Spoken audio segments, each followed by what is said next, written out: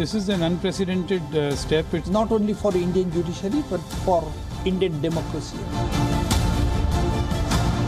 Their conscience has been pricking them, and that's why they have chosen to take this unprecedented step. The Chief Justice has been abusing and misusing his administrative power as master of roster. The Chief Justice that certain things are not in order, therefore he should take remedial measures. Unfortunately, our efforts failed. I think all four should be impeached. They should be set up. All right, so this is the big story that we're tracking this hour. Just a day after four of the senior-most judges of India's Supreme Court held an unprecedented press conference to raise questions against the Chief Justice of India, Attorney General K.K. Venugopal has said that they are hopeful that the crisis within the judiciary will get resolved by today. Now, Venugopal has said that the press conference by the judges could have been avoided. Venugopal's reaction also comes after Justice Chalameshwar, along with Justice Ranjan Gogoi, Justice Lokur and Justice Joseph Kurian, alleged that the administration of the top court is not in order. Meanwhile, the Supreme Court Bar Association is also going to be meeting today at 5 p.m. in the hope that the matter gets resolved amicably. Now, in the whole controversy, the central government and the BJP have preferred to remain quiet and have avoided any sort of a media response after the Supreme Court judges, in an unprecedented manner, which is something which has never happened in the history of independent India, have came out with these damning observations stating that everything is not well within the judiciary. The judges also released a detailed letter to the media, which the judges had written to the Chief Justice a few months back. Now, the judges had alleged nepotism in assignment of the cases and also questioned transparency in making the roster and appointment of judges. Now, the Supreme Court judges' unprecedented press conference has now sparked a political slugfest. The BJP has accused the opposition party Congress of trying to politicize what they have described as essentially an internal issue of the judiciary. BJP spokesperson Sambit Patra has said that concerns that were raised by the judges was an internal matter of the court and nothing more should be read into it. This after the Congress President Rahul Gandhi came out and said that democracy was in danger. With the differences coming out in the open, Congress is now hoping to encash it for political benefits against Modi government. Points that have been raised by the four judges extremely important. They have mentioned that there is a threat to democracy. I think it needs to be looked into. It needs to be looked into carefully. They've also made a point about Judge Loya's case. I think that is also something that needs to be investigated properly. It needs to be looked at from the highest levels of the Supreme Court.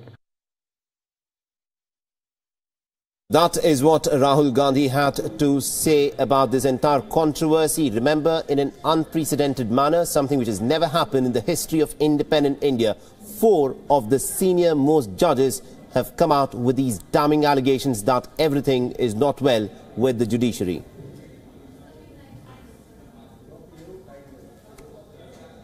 And also in the meanwhile, political parties are trying to cash in on this controversy. The BJP, of course, has remained very quiet about this entire controversy, saying that this is only an internal matter of the judiciary and therefore has to be resolved within.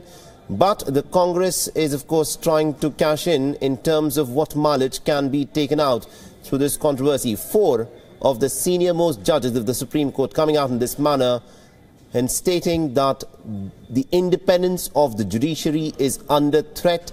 The manner in which the cases are assigned to different benches is simply not transparent, and also questioning the Chief Justice of India, Deepak Misra, saying that they had been in touch with him for the last several months. They had tried to have this issue resolved with him, but that has clearly not happened so far. And to discuss more on this, we are joined in by our legal correspondent, Jessica Taneja, who has been tracking these developments very closely. Jessica, we were expecting that Deepak Misra may in fact, in a press conference, come forth and give his side of the entire controversy? Any indications at all that we may hear something from Deepak Mishra today?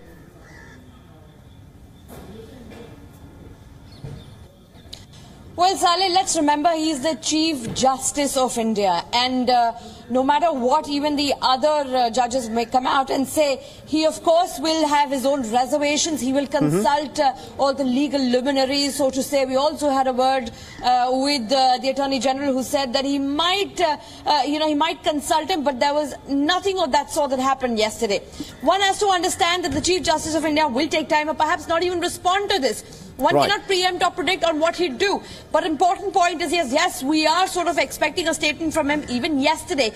But we'll have to wait and see on what exactly would be his submissions at this point in time, given that the charges are so sinister. Okay, and also we expect the Bar Association of India to be meeting later on this evening. Any idea at all as to what would be discussed in this? And also, the Attorney General of India has come forth and said that the judges need not have gone public with this issue. So what is likely to happen? Have we heard anything since from the 4 judges after the reactions have been coming in on this entire controversy? Well, the Supreme Court Bar Association clearly will, of course, look into the fact that how mediation efforts can be made. And then perhaps, look into the fact that how this crisis can be resolved. Because the Supreme Court Bar Association, of course, favors the Chief Justice of India. Not only Chief Justice of India, but also wants to look at the welfare of the Supreme Court and its functioning. So perhaps they will look into the fact that how they want to make sure this issue gets resolved as soon as possible. Talking about the Attorney General of India, of course, we heard him yesterday come out and say that this should not have happened. The judges should not have held a press conference and not spoken to the people out in a manner which they did. Of course, he has his own reservations. People are divided on this, whether they should have come out and spoken like this or not. Was there a real constitutional crisis? Was there a real crisis inside the Supreme Court?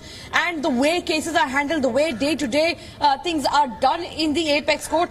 Of course, these things need to be taken care of, but as far as the Attorney General goes, he believes that the issue can be resolved among themselves. Of course, he also says they'll be meeting the judges will be meeting each other today and trying to resolve. But we know that some of the judges are not even entitled, who've in fact, Justice Bobde and Justice Gogoi have already gone to back to their hometowns. So this information is coming in, so hardly can one confirm that whether these judges will be meeting and trying to resolve this today. If it doesn't get resolved, Saleh, let's be clear here. This will be a crisis which will have to be dealt with very carefully. Otherwise, it can go on for months, and it's already tarnished the image of the judiciary. Absolutely, indeed. Jessica Taneja, thank you very much indeed for having joined us with that bit of an input, because the ramifications of this entire controversy will go way beyond the judiciary. And let's also now listen in to what Vikas Singh, the former Attorney General of India, had to say on this controversy. Everybody would want to protect the Supreme Court, and that is the very important pillar of democracy. But if they had to come for a press conference, they should have said something substantial. And just creating doubts in the mind of the people will not serve the interest of the judiciary.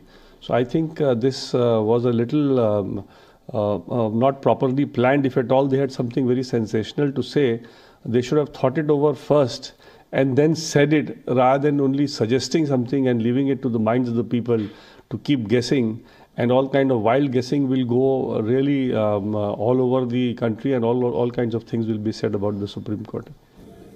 So the Indian judicial controversy is unprecedented in its scale. 4 of the senior most judges coming out and making allegations against a sitting Chief Justice, who's also their boss, will have serious implications in the manner as to how the judiciary will now be viewed. After all, the judiciary has guided this country when the executive and the legislature have failed to deliver on their duties. And by all accounts, people repose their faith in the judiciary. And it is, after all, the last resort for an ordinary Indian citizen. So it could be argued that the developments that have taken place may erode the public's faith in the judiciary. On the other hand, it also may make people repose their faith to a much greater extent in the judges, considering the fact that these judges have come out and spoken because they felt that they have a duty towards the people of India. After all, who can forget that the executive and the judiciary not long ago had sparred over the appointment of the judges. The court has said that the tried and tested method of selecting judges through the collegium system is the right way to go forward. However, the government thinks otherwise. The government believes that it should have a say as to who gets appointed as a judge. The debate could, of course, be reignited as to how the judges should be appointed, and this, of course, needs to be seen whether there will be any big changes as a fallout because of this crisis. And the other big question is, what about the lower judiciary? The Supreme Court is the guiding light for the lower judiciary, and the Supreme Court holds them accountable. With the House divided, the lower judiciary of India could actually face a leadership crisis. Last but not the least, hundreds and thousands of cases are pending with the courts, and these will suffer, and this is where it will hurt the most. One question. The Xerox and everything, photocopying takes time. It would be further speculation. So you have said one of the issues was the Xerox. So yesterday's events will also hit the image of the judiciary, not just domestically but also across the world. The global perception of India's judicial system has anyway been a matter of concern. Back in 2016, the World Justice Project's Rule of Law Index had put India at the 66th place among 113 countries of the world. Now, India has performed better than its BRICS partners China and Russia, but is ranked well below South Africa and Brazil. Now, India was ranked 77th for its regulatory enforcement and 93rd for civil justice. Now, the ranking on civil justice relies on parameters like effectiveness of enforcement, presence of alternative dispute resolution mechanisms, absence of government influence, and also an absence of corruption. But there is still some reason to cheer.